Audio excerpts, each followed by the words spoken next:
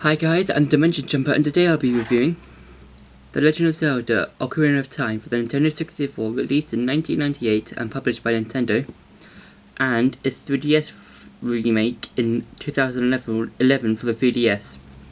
Now, the history of this is that this game, when it came out, was one of the few games that revolutionized 3D gaming, because not only did it have like a great story, great open world kinda ish, great, a lot of everything that people loved about the game, but it was in 3D. So yeah, and this, well, it's just basically a remake of this, but with a few minor touches to it.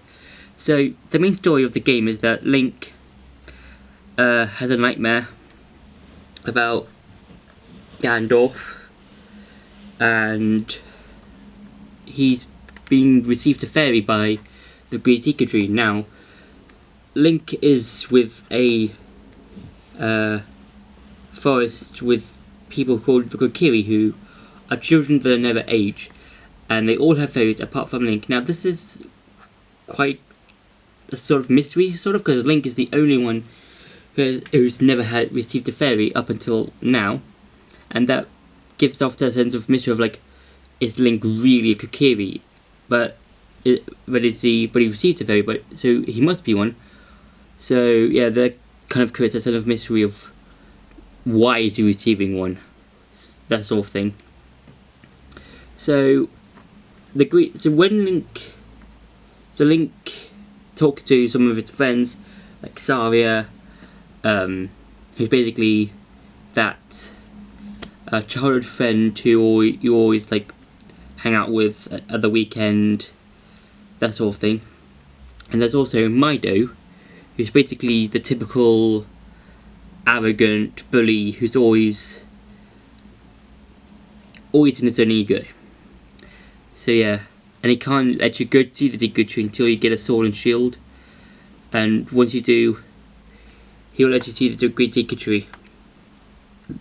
So yeah, and the Great Ika Tree will tell you that he's been given a curse by Ganondorf, and that he'll need Link's help to help him break free. But unfortunately, the Ika Tree's almost dead when Link fights off the curse that's inside him in the tree, that is.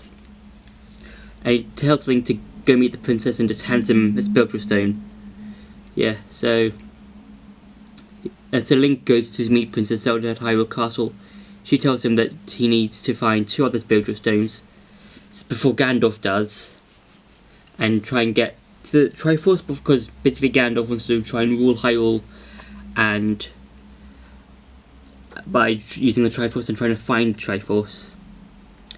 So yeah, so Link finds the 2 remaining spiritual stones, one being with the Gorons and the other one being with the Zora.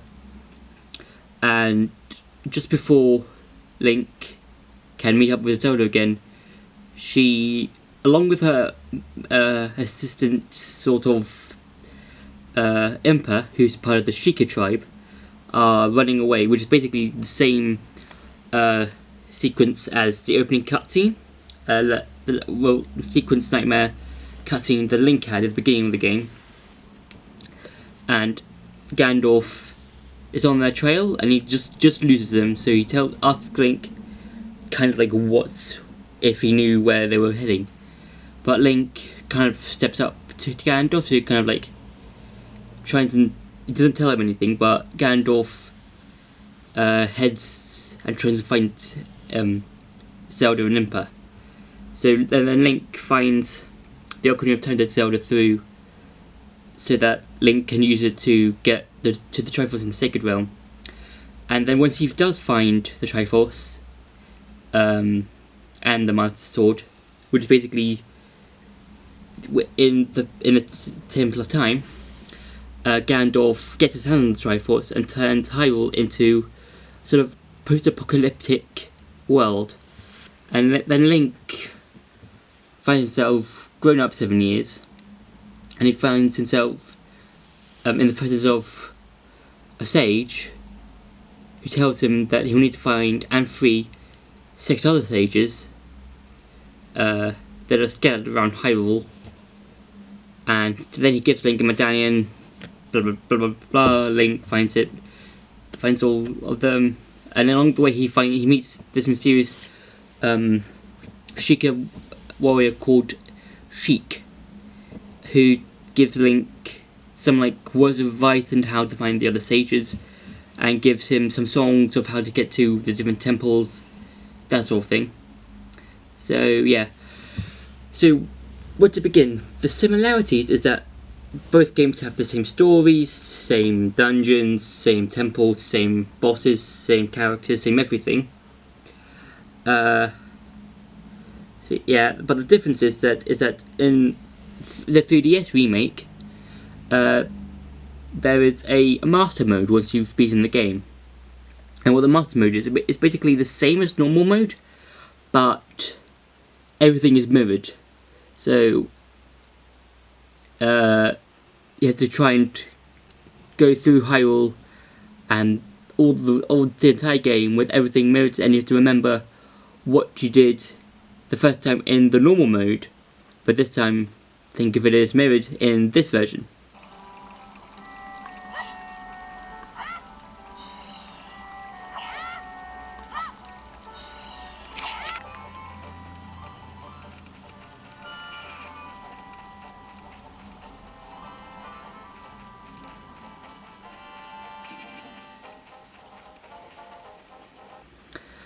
There's also some Sheikah places where you can get some hints of how to do specific things.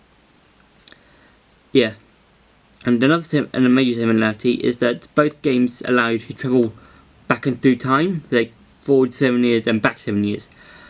It's when you first draw the Master Sword, and you can do this multiple times, however you want.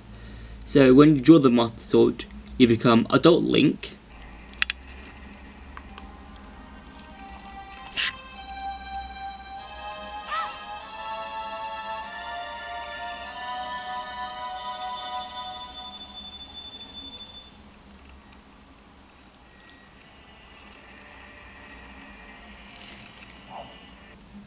And when you put the Master Sword back in its pedestal, you become Young Link.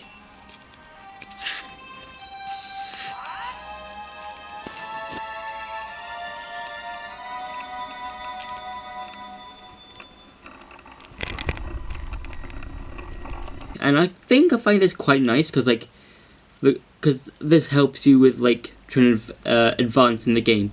For example, the 2 major things that this game uses in its time travel is that you have to find the Lens of Truth and try and complete the temple, the Shadow Temple, or not the Shadow Temple, the Spirit Temple, either the Shadow Temple or the Spirit Temple in the Gerudo Desert.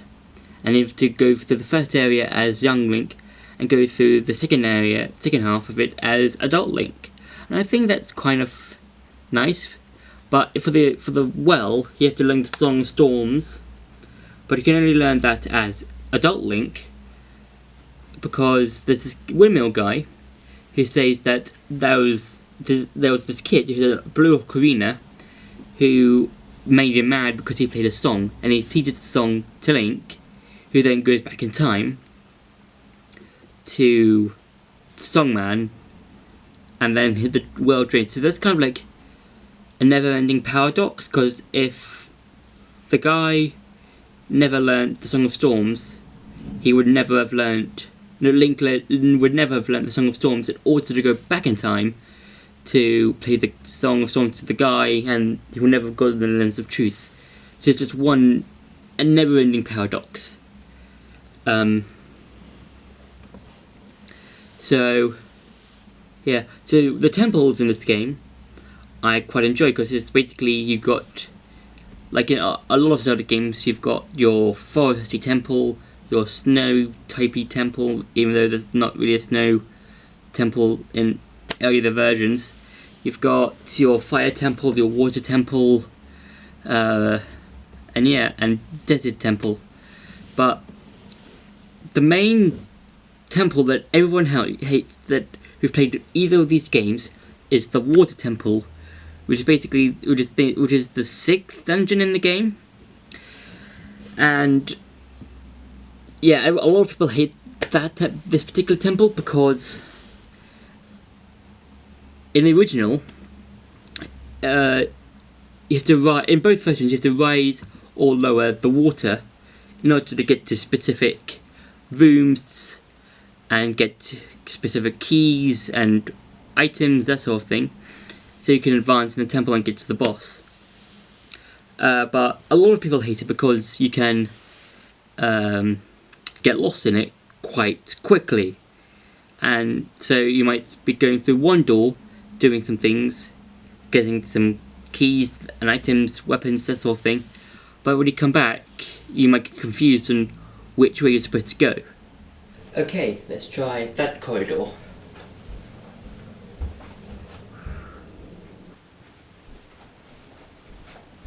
Hey, wait, huh? What? Oh, wait, huh? Wait.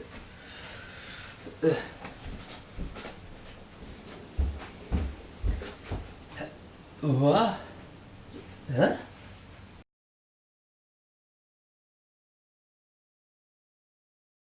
Alright, time to see what's on Netflix. There we go. Ooh, Orange is the New Black.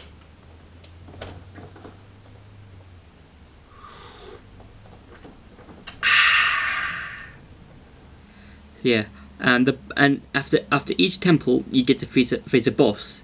So you've got bosses like Goma, King Dodongo, Twin Rover, a lot of bosses that have appeared in either one or more Zelda games. And the final boss is Ganondorf himself, but a lot of the time you don't really see him. You only see him in like the final boss fight and in a couple of cutscenes. And yeah, it's like, what did you do? Like, what's he doing? I don't know.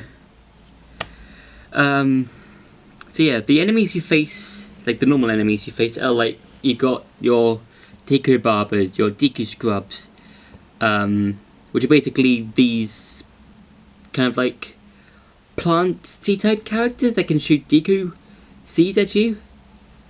Yeah. You've also got these kind of like amphibian type creatures. They're kind of like,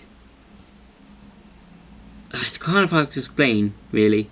And you've got the Peahats, which are basically these big stalk kind of things that can fly.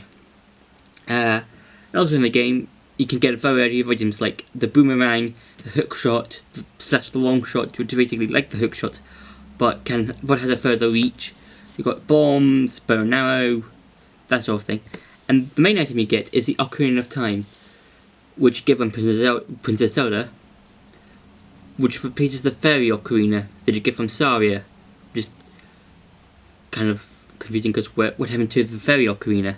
Find out that Sheik is Zelda in disguise, and Ganondorf kidnap Zelda, and you have to go and save Zelda from Hyrule Castle itself, which Ganondorf split from the rest of the kingdom.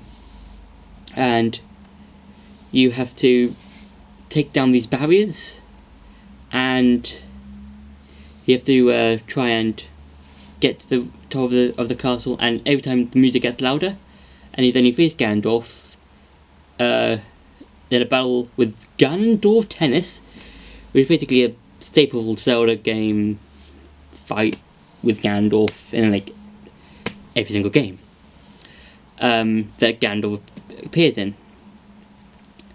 And once you've been in, he becomes Ganon because he uses the Triforce power and takes the form of Ganon, which is basically this big giant pig monster thing.